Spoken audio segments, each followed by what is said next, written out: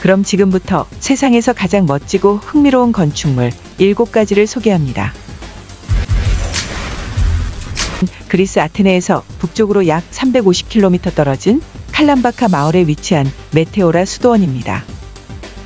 메테오라라는 지명은 그리스어로 공중에 떠있는 어떤 것을 의미하는 것으로, 안개가 끼거나 구름이 낮게 드리워져 있으면 메테오라 수도원은 말 그대로 하늘과 땅 중간에 떠있는 수도원이 됩니다. 거의 접근하기 어려운 사암봉우리로 이루어진 하늘의 기둥이라고 불리는 지역에 세워졌으며 11세기부터 수도사들이 정착하기 시작했죠. 14세기에 처음 만들어지기 시작해서 전성기인 16세기에는 이 지역에 24개의 수도원이 있었으며 지금은 6개의 수도원만 남아 실제로 수도사들과 수녀들이 종교적인 수행을 하고 있습니다.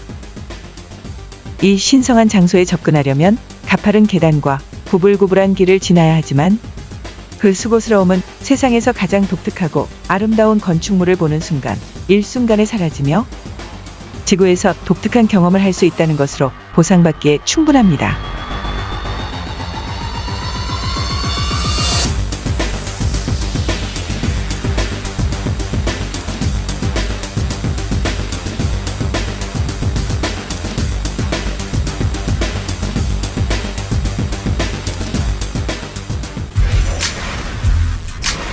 다음은 모로코의 사하라 사막과 마라케시 사이에 위치한 아이트 베나두 요새입니다. 이 건축물은 모로코 점토 건축의 전형적인 예시를 보여주며 1987년 이후로 유네스코 세계유산으로 지정되었습니다. 베르베르족의 거주지인 이 요새 도시는 11세기의 사막의 대상들 길에 건설되었으며 낙타 행렬이 소금을 싣고 남쪽의 사하라 사막을 건너 마라케시로 갔다가 상하나 금 노예들을 싣고 돌아오는 길목에 위치한 이곳은 구비구비 골목으로 요새화한 고대 도시입니다. 모로코의 대부분을 차지하는 사막 지형이라는 불리한 여건에도 불구하고 특유의 아름다움을 간직하고 있죠. 이 요새 도시는 서부 모로코 건축의 전형적인 사례를 보여주는 곳으로 보존 상태도 좋고 경관이 아름다워 관광객뿐 아니라 할리우드 영화 감독들이 촬영지로 즐겨 찾는 곳이기도 합니다. 영화 인디아나 존스 등 수많은 할리우드 영화의 로케이션 장소로도 주목받고 있는 장소입니다.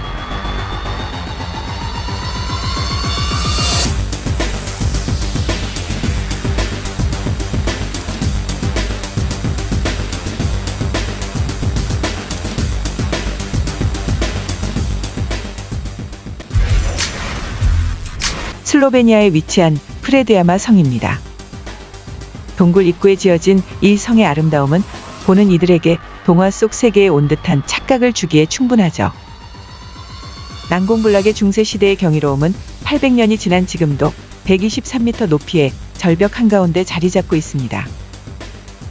인간이 만든 요소와 자연 요소가 완벽하고 조화롭게 결합하여 인간의 노력과 자연의 창의성을 더해 중세시대의 진주로 탄생했습니다.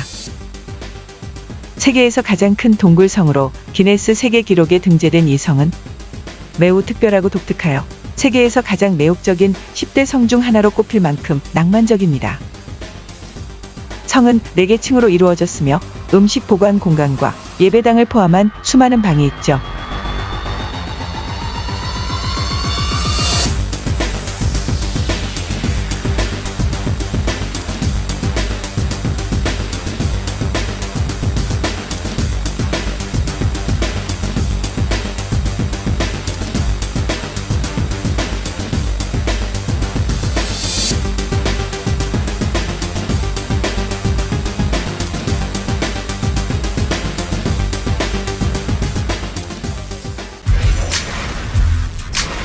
다음은 스리랑카에 위치한 시기리아 성체입니다.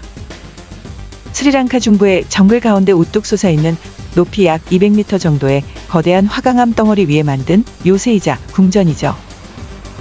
시기리아는 사자 바위라는 뜻을 가지고 있으며 이곳이 세계적인 명소가 된 것은 특이하고 일반적이지 않은 장소에 세워진 요새라는 특수성도 있지만 스리랑카의 대표적인 예술작품으로 평가받는 시기리아 벽화 때문에 더 큰 관심을 받고 있습니다.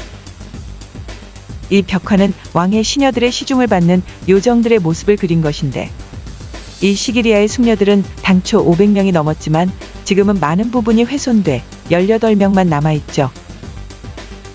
이곳은 5세기경 카시아파 왕이 사자 모양의 암석을 기반으로 지었으며 대부분의 사자 모형은 무너졌지만 일부 구역에는 여전히 사자 모양의 조각물을 볼 수 있습니다.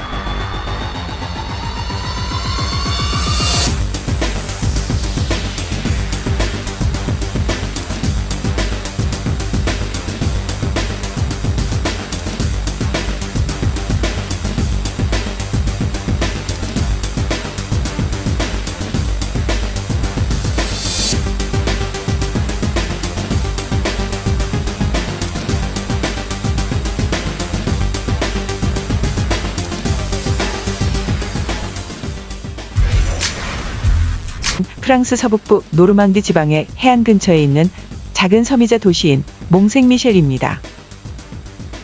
섬이 거대한 모래톱 한가운데에 위치한 작은 바위섬 위에 지어진 몽생미셸 수도원은 높이가 최대 80m에 이르는 탓에 서구의 경이로움으로 자주 표현되곤 합니다.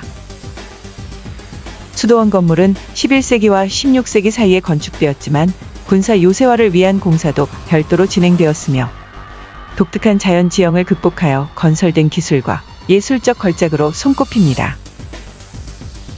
처음에는 수도원으로 출발하였지만 노르망디 해안의 한 축을 막아서는 몽생미셸의 전략 전술적 가치를 알아본 프랑스에 의해 오랜 세월 군사적 증축이 종교적 증축보다 더 열심히 거듭되었습니다.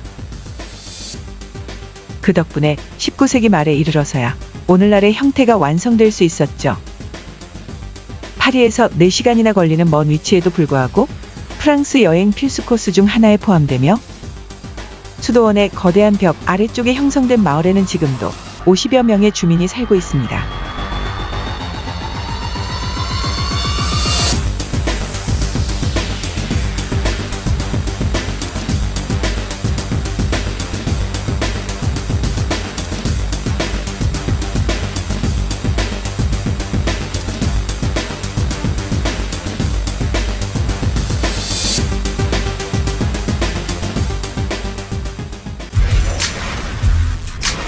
다음은 중국 장시성의 상라오시에 위치한 왕현 계곡입니다.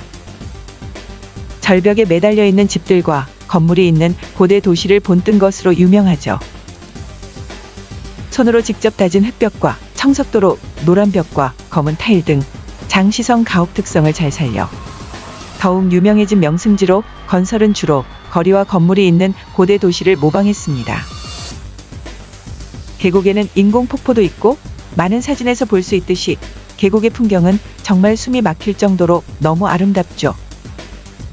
왕현 계곡에 매달려 있는 집들은 절벽에 자연암석층에 지어져 독특하고 매혹적이며 좁고 구불구불한 계단과 통로로 서로 연결되어 있습니다. 또한 모든 집의 나무와 돌 등은 중국 전통 건축 기술과 재료를 사용하였으며 이에 따라 관광객들은 전통과 현대 건축이 조화롭게 어울린 독창적 건축과 숨막히는 계곡 전망을 함께 즐길 수 있습니다.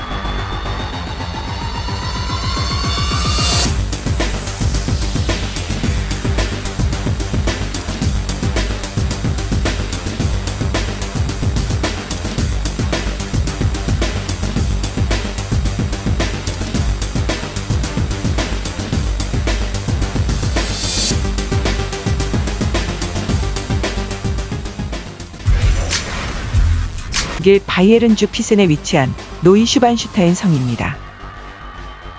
동화 속에 나오는 성처럼 너무도 이쁘게 지어진 이 성은 1869년부터 1892년까지 바이에른 왕국의 왕 루트비 2세가 지은 성입니다.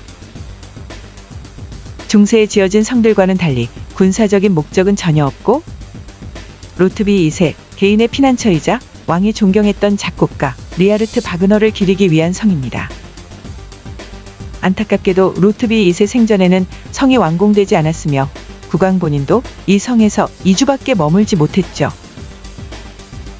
그가 세상을 떠난 후 성은 대중에게 공개되었고 현재는 독일의 주요 관광 명소 중 하나로 자리 잡았습니다.